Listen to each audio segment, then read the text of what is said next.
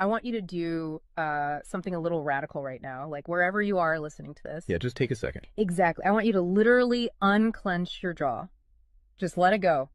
Drop your shoulders. Most of us don't even realize we're tensing up, Right. And look, I don't care if you just finished, a grueling 12-hour shift on the hospital ward, or if you just stepped off a loud, dusty job site. Or even if you're just mentally exhausted from staring at screens all day long. Leave it at the door. It's over. You are officially entering quiet mode. So just take a deep breath. That's the baseline we need for this. It really is. And now I want you to look at the phone sitting next to you, or maybe the smartwatch on your wrist.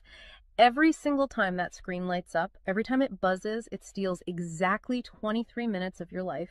Welcome to the deep dive. It really is a staggering number to confront when you put it like that. 23 minutes Yeah. from one buzz. Yeah, because we tend to measure interruptions in like the seconds it takes to glance at a screen, right? Whoa! We completely ignore the massive cognitive debt we incur the moment we look away from our deep work. And that cognitive debt, that is exactly the central target of our mission today. Okay, let's unpack this.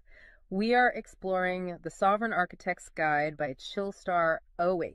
Specifically, episode 6, which is titled Deep Work Dynamo, How to Finish Your Week in 4 Hours. Right. And if you remember in our last deep dive, we talked about installing drawing those boundaries and reclaiming your personal space. But clearing the space is just step one. It actually reveals a much deeper, much more intimidating problem. Yeah, the void. What are we actually supposed to be building in that silence we just fought for? Because if we don't have a blueprint, the noise of the world is just going to rush right back in to fill it. Oh, for sure. We have this natural horror of a vacuum. The second our schedule opens up even slightly, our instinct is to pack it with activity. We just have to be doing something constantly. Exactly. We are culturally conditioned to equate motion with progress. Yeah. But Chillstar 08 introduces a really brilliant distinction here. She talks about the trap of idling. I love this concept so much. Think about a car engine, right? Mm-hmm. The engine is running, the pistons are firing, it's burning through all this expensive fuel, making a ton of noise and vibration. But the car is in park. Yes, it isn't going anywhere, and that is what most of our daily quote-unquote busyness looks like. We feel incredibly productive because we are in constant motion. Right. You check a text message while you're sitting at a stoplight. Or you answer a quick email while walking from your car to the front door. You stare at a spreadsheet on your laptop while, your family dinner is sitting right in front of you, literally getting cold. And that right there is the illusion of productivity. You end your day feeling physically and mentally depleted because you were constantly doing something. So you didn't actually do anything that matters. Exactly. If you step back and evaluate your legacy, the deep, meaningful work, the art, the business strategy, the relationships. Right, the relationships that actually move your life forward. None of it progressed. You spent 8 hours idling. You were everywhere, which means you were truly nowhere. Man, that hits hard. And this brings us back to that terrifying 23-minute statistic from the research she cites. I don't want to just gloss over this. No, we definitely shouldn't. Because understanding the mechanism behind it is crucial. Why does a 5-second distraction cost us almost half an hour? It basically comes down to how our prefrontal cortex manages working memory. Your brain is not a computer processor that can just run multiple applications in parallel. Right. We can't actually multitask. Exactly. When you are doing deep work, say writing a complex proposal, your brain loads this massive fragile web of context into your working memory. Like holding all the pieces of a puzzle in your hands at once. Yes. You're holding multiple variables, ideas, tones all at once. So when your phone buzzes and you glance at a text from your partner asking about groceries, your brain is forced to execute a context switch. So it has to dump all the proposal data just to load the grocery data. It literally flushes the working memory buffer, yeah. It has to process the new rules and the emotions associated with that text message. Wow. And then when you turn back to the proposal, you cannot just pick up where you left off. Your brain has to laboriously rebuild that entire web of context from scratch. Oh, I hate that feeling. Were you just staring at the screen like, what was I even saying? Right. It has to retrieve the thread of your argument. Remember the tone you were using, recall the variables. That rebuilding process takes an average of 23 minutes of cognitive effort, And it burns a ton of energy doing that, right? massive amounts of glucose. That explains so much. I mean, that is why people hit 5 p.m. and feel physically exhausted, almost sick to their stomachs. Even if they've just been sitting in a really nice ergonomic chair all day. Exactly. They haven't been doing deep work. They've been doing cognitive gymnastics, just constantly flushing and reloading their working memory. They are burning fuel just to stay in park. So, okay, let me bring in what I like to call the transformer concept here.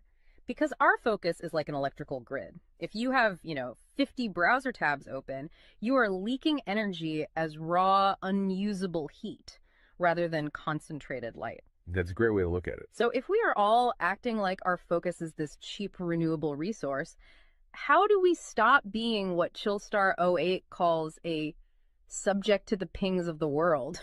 I mean, how do we actually become the architect of our attention? Well, what's fascinating here is how she frames the philosophical shift we need.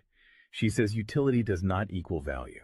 Oh, say that again. Utility does not equal value. Right. In the modern workforce, we have been completely conditioned to believe that being constantly available makes us valuable. Like if you answer a Slack message in 3 seconds, you're the hero. Exactly. You are praised as a good worker. Or if you jump on a Zoom call with like 5 minutes notice, you're a team player. But that is just utility. I mean, being highly available makes you a commodity. You're like a human router just passing information back and forth. And routers are easily replaced. True sovereignty, true value comes from being impactful. You simply cannot make a deep, lasting impact if your attention is constantly fractured by the agendas of other people. Yeah, when you operate like that human router, you are spending your finite, precious Mondays executing someone else's script. You're a subject to the pings of the world. Okay, so we know the biology of why this destroys our focus, and we understand the philosophical trap of, trying to be too available, but how do we actually fix the mechanics of our workday? We have to build the deep work dynamo. Right. So think of your attention like water pressure. If you poke 50 tiny holes in a garden hose, open browser tabs, email notifications, group chats. The water just trickles at the end. Exactly. You cannot wash a car with a trickle. You're just making the driveway wet. That's true. So the Dynamo Audit she lays out, it's about putting a high pressure nozzle on that hose. It narrows the opening to create a stream powerful enough to actually blast through the dirt. And the first step in that audit is auditing the physical environment itself. She calls it analyzing your signal-to-noise ratio. Okay, so visualize your workspace right now. She asks you to determine if it is a sanctuary or a transit hub. Let's be honest. Most of us are operating in transit hubs. A transit hub is a place of constant arrival and departure. People walking by, announcements over the loudspeaker, just a blur of motion. Yeah, and you can't build a legacy in a train station. But we need to push past the basic phones are distracting advice, right? Because our listeners already know that. Oh, absolutely. Chillstar '08's rule is much more brutal than that. She says if the phone is even sitting on your desk, even face down, it is acting as a parasite on your cognitive grid. A parasite, just by being in the room. The research supports this entirely, by the way. The mere presence of a smartphone in your visual field, even if it is completely powered off, measurably reduces your cognitive capacity. Because your brain is having to actively expend energy to ignore it, right? Exactly. It is running a background process that just keeps saying, don't check the phone, don't check the phone. That is energy being actively stolen from your primary task. So sovereignty literally begins the moment you physically remove the device from the room, put it in a drawer down the hall. Close the door. Make the physical environment quiet. But okay, let's say you've done that. That doesn't stop your own brain from creating internal noise, right? Like trying to juggle 5 projects at once. How do we fix the internal wiring? That brings us to the second pillar of the audit, which is the batch wiring rule. This directly addresses the danger of switching fatigue, which we touched on with that 23-minute penalty. Right, the cognitive glucose burn. Yeah. When we attempt to multitask, like writing a creative brief, then pausing to check inventory levels, then answering 3 customer service emails. And then trying to go back to the brief. Right. We are grinding our mental gears to dust. We are switching between entirely different cognitive states. Because creative writing uses a completely different part of the brain than calculating inventory, obviously. They require entirely different operating frequencies. So the batch wiring rule dictates that you must group similar tasks together based on their cognitive load. Okay. And you do not switch the current until that specific type of work is completely done. You do all your deep analytical thinking in one high voltage And burst. then you save all your reactive administrative stuff for a separate lower voltage block later in the day. Precisely. It's all about staying in one gear. Like if you are driving up a really steep hill, you don't constantly shift between first gear and fifth gear. You lock into the gear that provides the right torque and you just ride it out. That's a perfect analogy. But okay, here's where it gets really interesting. This leads to the third pillar of the audit, and this is where I actually need to seriously push back on the source material a bit. She calls this the zero access window. Ah, yes. This is usually where the resistance starts for people.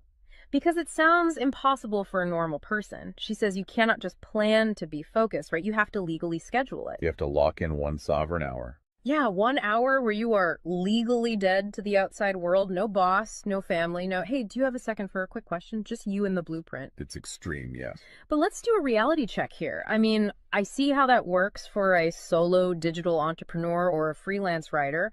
But what about someone whose literal job description is to be available? Right, like an IT support specialist. Or a floor manager or a nurse on a ward or even, a parent at home with a toddler.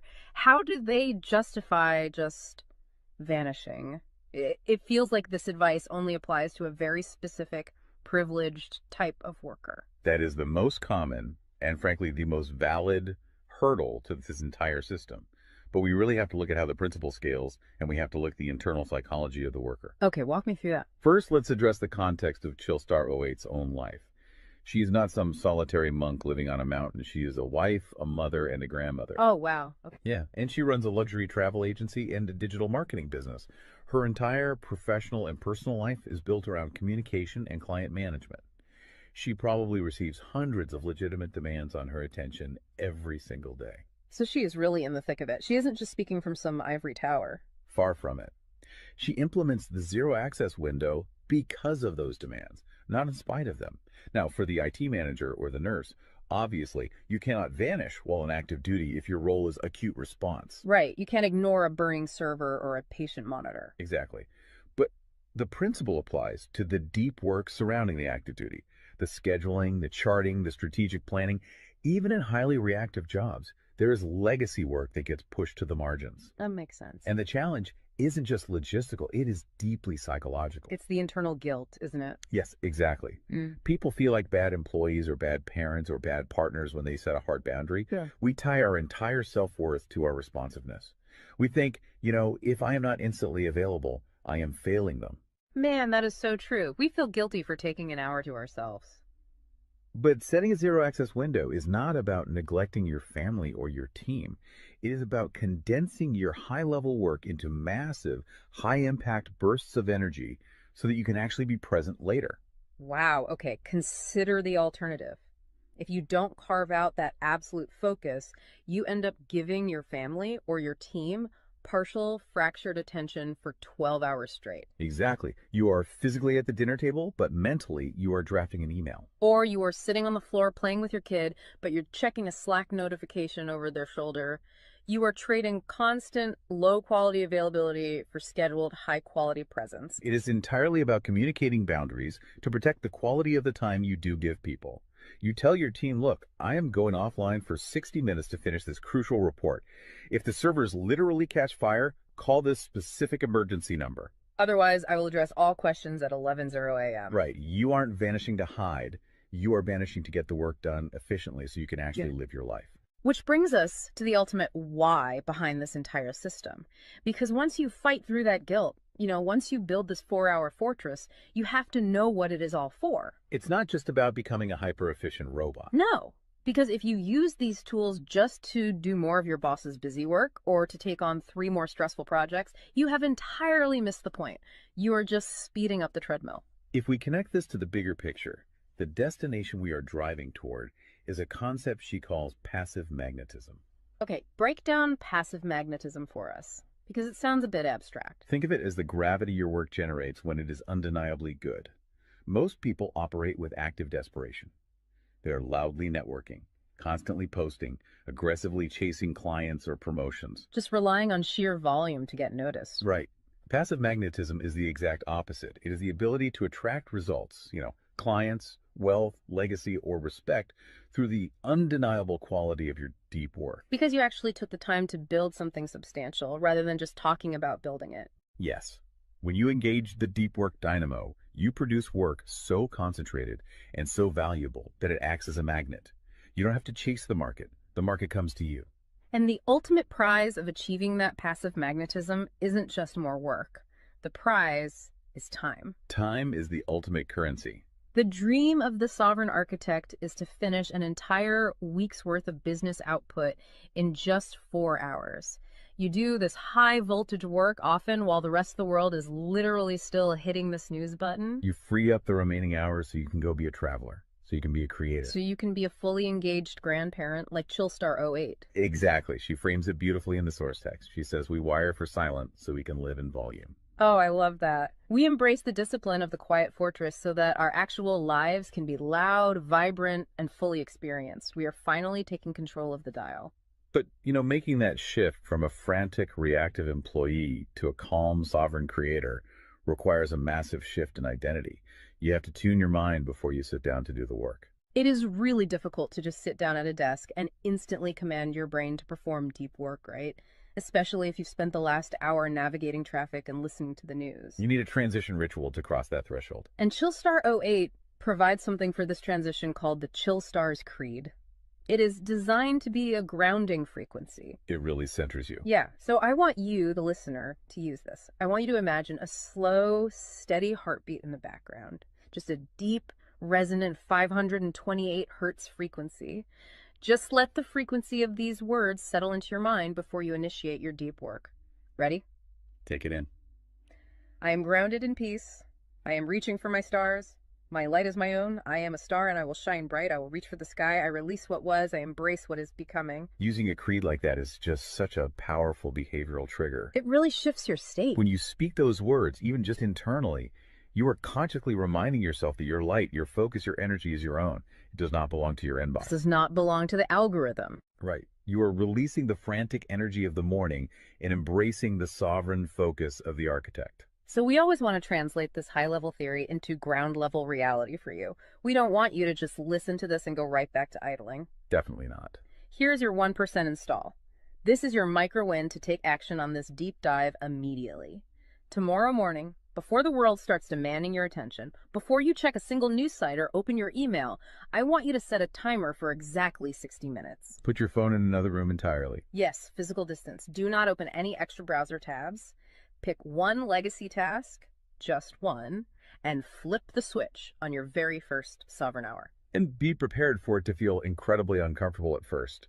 Your brain will crave the dopamine hit of a notification. Oh, you will feel an almost physical itch to check your messages. But if you can sit in that silence, if you can endure that initial friction, you will watch the dynamo start to spin.